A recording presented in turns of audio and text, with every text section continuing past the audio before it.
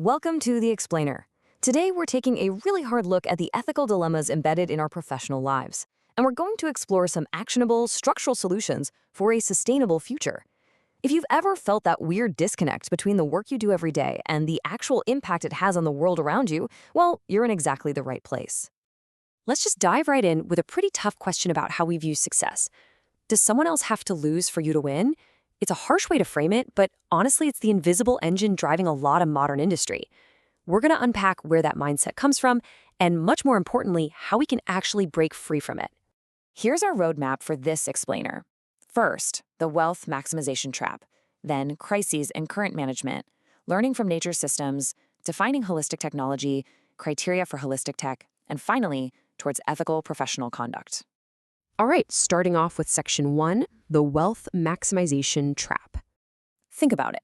When maximizing wealth is the absolute prime objective, we fall into this trap where another person's happiness suddenly seems to conflict with our own. It's basically a seesaw mentality, right? Your loss is my gain.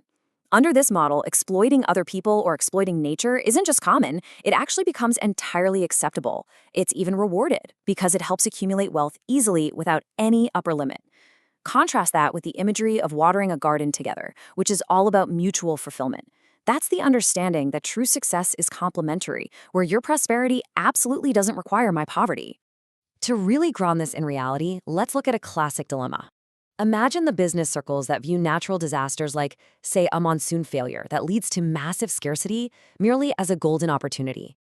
Endowed with a purely materialistic worldview, a business might actually feel elated during a crisis. They look at it, see an improving market, and use hoarding and black marketing to maximize their profit. Their objective comes into direct, painful conflict with a distressed public that desperately needs succor.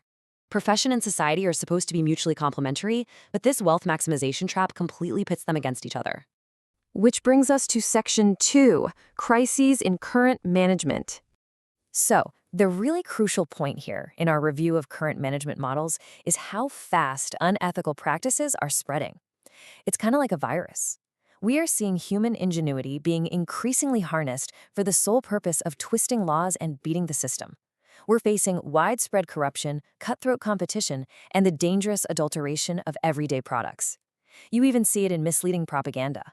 Think about products that are highly glamorized in advertisements to attract consumers, but are secretly super destructive, carrying only a tiny, inconspicuous statutory warning that they are injurious to health. The profit motive is actively endangering public safety. And this isn't just about minor corporate oops moments. The ultimate tragic endgame of this exploitation-heavy mindset results in large-scale disasters. We're talking about things like the Bhopal gas tragedy or the Chernobyl disaster, caused directly by lapses in ethical conduct by massive organizations and cartels. This paradigm literally endangers human life, destroys prosperity, and causes totally irreversible degradation to our environment. Let's shift gears to Section 3, learning from nature's systems. They really need to pivot away from this arrogant modern belief that nature is just some primitive enemy to be conquered, tamed, or exploited for human whims. The source material for this explainer puts it beautifully, noting that nature is not only our nourisher, but also a learning ground. We have to recognize that we human beings are an integral part of this massive, self-sustaining system, and we need to study its cycles if we want to design our own effectively. And that brings us to a major reassessment of what we call progress. The flawed worldview treats nature as a mere resource to be chopped down, just assuming traditional practices are totally obsolete. But the holistic view tells us something entirely different. We must integrate our systems with nature. Instead of just rejecting traditional eco-friendly wisdom, like eco-restoration, herbal formulations, or watershed management, we really need to recognize their long-standing strengths. We shouldn't go backward, of course, but rather combine this vast storehouse of traditional wisdom with our modern scientific knowledge to take a massive leap forward in the right direction. Okay, let's get into Section 4, defining holistic technology. Now, before we can actually define the technology, we have to figure out the goal, right? The comprehensive human goal framework perfectly encapsulates what our new objective function must be. Notice how it scales. It requires right understanding in every single individual. It demands prosperity, which is the feeling of having more than enough, not just endless wealth accumulation, in the family. It requires fearlessness or mutual trust in society. And finally, coexistence with nature. If we leave out even one of these 4 pillars, the goal just cannot be achieved. So to actually achieve that comprehensive goal, we need what's called holistic technology. Because modern technologies are currently optimized purely for wealth maximization, we have to redesign them from the ground up. Holistic technology refers to inventions and systems that don't just chase profit through manufactured desires, but rather cater to appropriate real human needs while remaining strictly people-friendly and eco-friendly.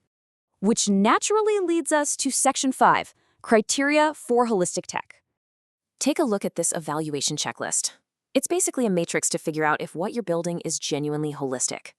To pass the test, your work must cater to real needs, not fabricated ones.